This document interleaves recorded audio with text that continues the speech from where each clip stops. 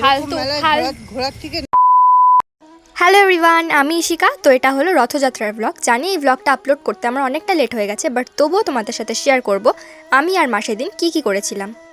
আমি আর মা সেদিন ঘুরতে বেরিয়েছিলাম রাত 8টা নাগাদ। কিন্তু জানো গাইস, আমি যে ঘুরতে গিয়ে এরকম একটা প্রবলেমে পড়বো সেটা তো আমি ভাবতেও পারিনি। আর আমাদের এখানে না রথের দিন এত বৃষ্টি হচ্ছিল, মনে হচ্ছিল যেন প্রথম রথে আর বেরাতেই পারবো না। কিন্তু তবুও যেহেতু প্রথম রথ, তাই বৃষ্টি থামার পর আমরা বেরিয়ে পড়েছিলাম আমি আর মা মিলে। আর প্রথম রথে এত ভিড় হয়েছিল, আমি আর মা ঠাকুর দর্শনের পর দুজন আলাদা হয়ে যাই।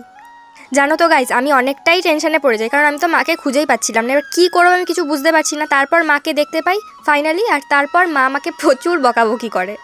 তো যাই হোক, এর সব প্রবলেম থেকে বেরিয়ে আমরা মেলাটা একটু ঘোরাঘুরি করি। এখানে অনেকগুলো গাছের দোকান ছিল, ভাবছিলাম কিনবো, কিন্তু আর কিনিনি।